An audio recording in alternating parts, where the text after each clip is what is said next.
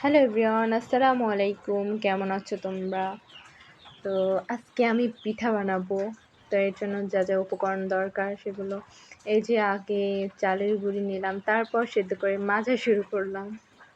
তো আজকে দেখা যাক কী কী পিঠা বানানো যায়। তো আগে মাজা শেষ করি, তারপর এই যে পিঠা বানাতে বসলাম। খেজুর কাঁটা দিয়ে এগুলো নকশা করে। তো আগে এগুলো কাটলাম, তারপর পাশের ওগুলো সুন্দর করে কাটি। ওটা হলো একটা সিলভার দিয়েই কাটতেছিলাম।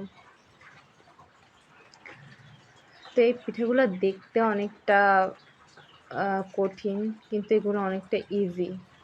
তো এই পিঠাটা বানাতে আবার একটু টাইম লাগছে, কিন্তু তাড়াতাড়ি হয়েছে। আমি ভাবতাম এগুলো অনেক কঠিন, কিন্তু বানানোর পরে দেখি না ভালোই। যখন আপু, ভাবি সবাই পিঠা বানাতো তখন আমার ইচ্ছে করতেছিল না। এখন আমি বানালাম। তো আপুরা আসবে এটা শুনেও বানালাম। তো এই পিঠাটাও বানানো প্রায় শেষ করে তারপর অন্য পিঠা নেব।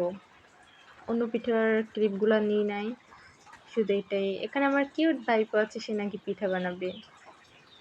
এখানে আমি ২টা চিরুনি নিয়ে তারপর শামুক পিঠা বানালাম। এই পিঠাটাকে অনেকে চিরুনি পিঠা বলে, কিন্তু এটা শামুক পিঠা। তো এই যে আমার পিঠার ফাইনাল লুক, কেমন লাগছে? এখন আমি পিঠা বানাতে আসলাম। আগে এই নকশিগুলো বাজলাম, তারপর শামুক পিঠা ভাজবো।